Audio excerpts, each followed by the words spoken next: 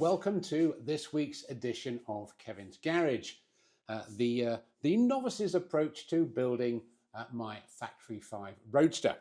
So what are we doing this week? Well, last week we were working on the brake system, so now we are back with our favorite metal, yes, aluminum.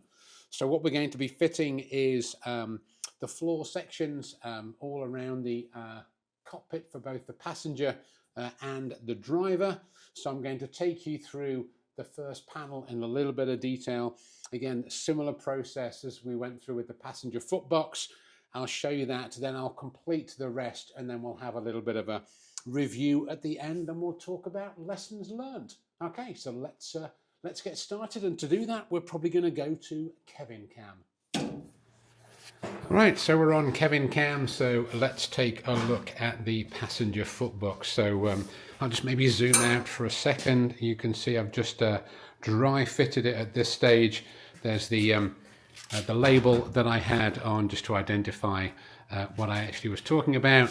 So I think the best thing to do is to, dry fit it first. So just make sure that you get it in the right spot. And I did have, you can see a couple of pieces like over here. I had to trim that down a little. I had a little trim down this bottom corner as well. So the first thing you have to do is to really go underneath the aluminum and mark off where the rails are. So I've got a rail here, I've got a rail across here, and a rail across the top, and one, if you can see, all the way down the side here. So you mark those off, and I'll show you what that looks like in a second. Then what you can do is you can mark off and drill your holes. So I decided to go with a 2-inch gap. I just thought it was more consistent, and obviously the last thing you want is the floor to be rattling around.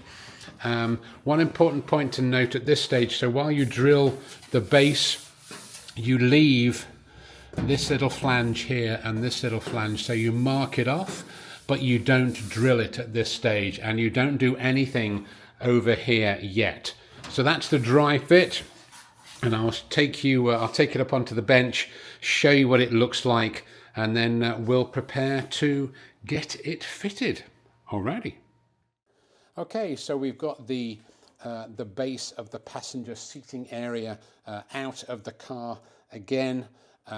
So you can see the markings that I made. And if you remember looking at your car, is that all of this is now metal in the actual car. So I just decided to just do one area, which is this one, where I could put my holes in. This is the front 2-inch strut on the chassis. This is the side 2-inch, and then this is the one that's at the back. But this whole piece is solid. It's now like this thick. So I just decided to put one area across there, so you can see the markings. And now it's so you've drilled all of those holes. The only two areas that you don't drill at this stage is and you can see this on this side here. So this is the two flanges at the front. So the passenger sits here. This is to the left of the passenger. Is this flange and that flange. You just mark those. So that's the only holes that you drill at this stage, and the rest is just going to be glued, which I'll show you in a moment.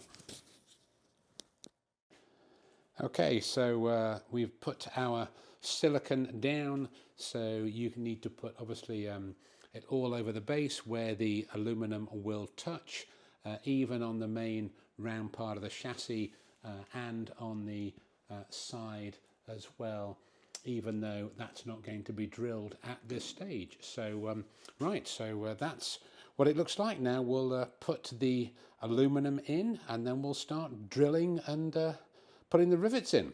All right. Okay, so we've installed the passenger foot panel. So you can see at the top where there was no rivets, we've just secured that with some clamps. So that is glued, but doesn't have rivets. Then you can see we've gone across the bottom. And just a reminder that we've just marked on that side on the left and at the bottom, but we've not drilled that yet. That comes later. And then we've put all the rivets in across the side and across the middle, and I think it looks pretty good. So what we're going to do next is just put in this side piece here that you can see underneath the door. So we're just going to pop that in and then just follow exactly the same process, mark and rivet, and put that in place. And then we're going to move over to put the floor in on the driver's side. So let's just finish this piece here, and then we'll come back and have a look. Okay, so we can see that the side is now successfully in. If we just have a little look closer over here, you can see that in that corner on the right, we've actually drilled the holes, but we haven't put the rivets in at this stage. That's because for that corner piece that goes there, we're going to slip it under that side, but the rest is all done. So I think it's looking pretty good overall. So I think what we'll do now is we'll finish the other side. I think what's next is we're putting the floor on here for the driver's footbox, and then we're repeating exactly the same process that we did on the passenger side to put the main driver's seating area in. All right, so we'll do that and then we'll show you what it looks like. Okay, so we have finished off the aluminum panels that we wanted to. So let's just take a quick look and we can talk about some lessons learned as we went through. So this, if you remember, is the passenger's side. One thing I was just going to point out here, in fact, let me just reverse this around so you can see better. All right, so one area that we did have to work on a little bit is here. If you remember, this was the panel where we left out these rivets, and the reason being is that this panel has to slide behind that panel, but it actually went quite well while I did this. So as you can see, it's all fitted quite nicely. One thing you have to do with this panel here is make sure that you put a little bit of silicone on both sides of the panel. So I just used a little bit of like a paint scraper to do that, put a nice little sort of thin bead on both sides, and it seems to go in quite well.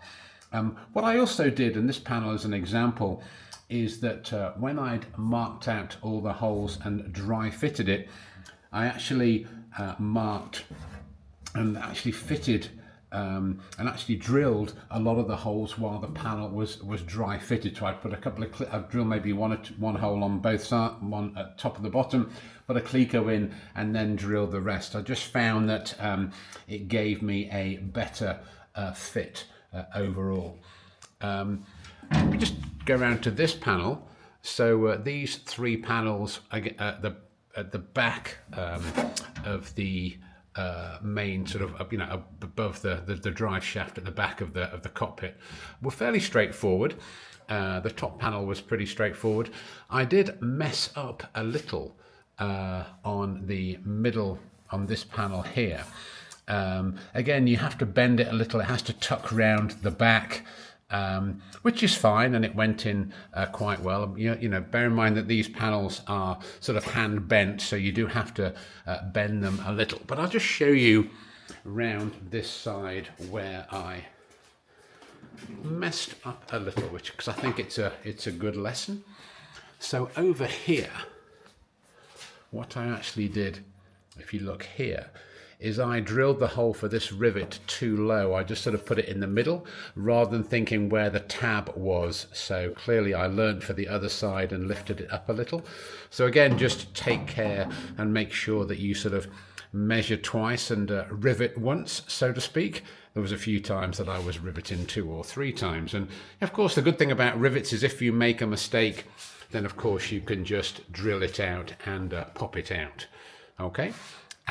This side was pretty straightforward. I think I've covered the lessons. A couple of things which are useful. This is just a pair of aluminum bending sort of grips, as it were. I had to use those a few times, like particularly over in this corner. Had to bend this sort of panel around a little. So again, remember that either a pair of pliers or some grips like this. I think they're also called airplane grips, or just aluminum or metal bending grips. That was also useful. Just a reminder again about the sizes of the rivets. You've got 2 sizes of an 1/8 rivets, obviously some with a little bit longer, and of course, you know, you can use those when you're going through multiple sheets of aluminum, or when you're going into some of the larger bars on the chassis.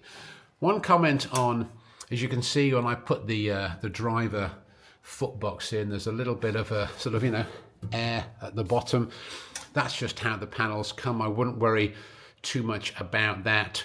What I'm going to do is, obviously before I put the carpet down and everything else, is maybe put a little bead of silicone down there, or I'm also going to use this aluminum tape, the sort of foil tape that you use when you're working on maybe air conditioning. So if there's any gaps, I'll certainly be looking to do that towards the end. One other lesson, let's come over here. The next thing you do is you put the side panel and the bottom panel on the driver's footbox, and again it went in, you know, pretty well. There are a little bit of complexity around this piece here. This side is actually in 2 pieces, so you end up sort of pulling it apart a little, and then you know, putting silicone in and riveting it back, and then putting it in. So again, it's a little more complex, but it works out okay. You end up with a little bit of a gap here just because of how the metal is bent. Again, I've not done it yet, but you can fill that up with a little bit of clear silicone. But I'm also going to obviously put the aluminium foil on the inside of that before putting the heat and sound insulation in as well.